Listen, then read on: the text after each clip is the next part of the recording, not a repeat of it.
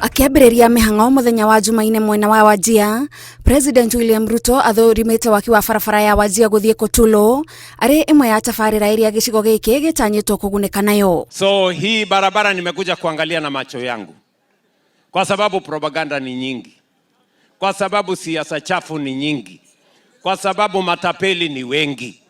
Wale wanasema hakuna kitu inafanyika, wale wanasema haitawezekana, lakini tunasema inshallah Mungu atatujalia hii barabara itajengwa na Northern Kenya itabadilika.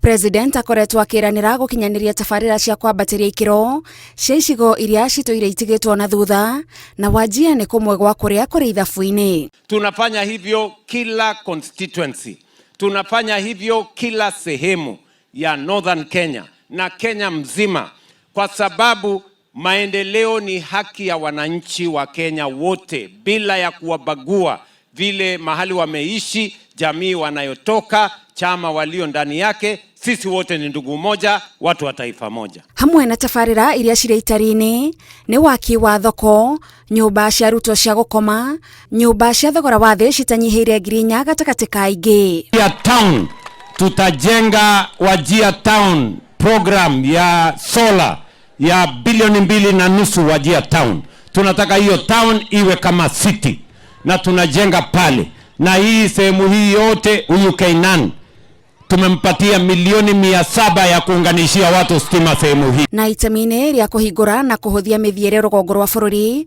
President augĩte kũrĩ na mũbango wa kũhũthĩra ciringi bilioni 100 nĩguo gwaka barabara ya kuma Isiolo nginyagia Mandera. Northeastern under the leadership of President Ruto is when we got our first liberation.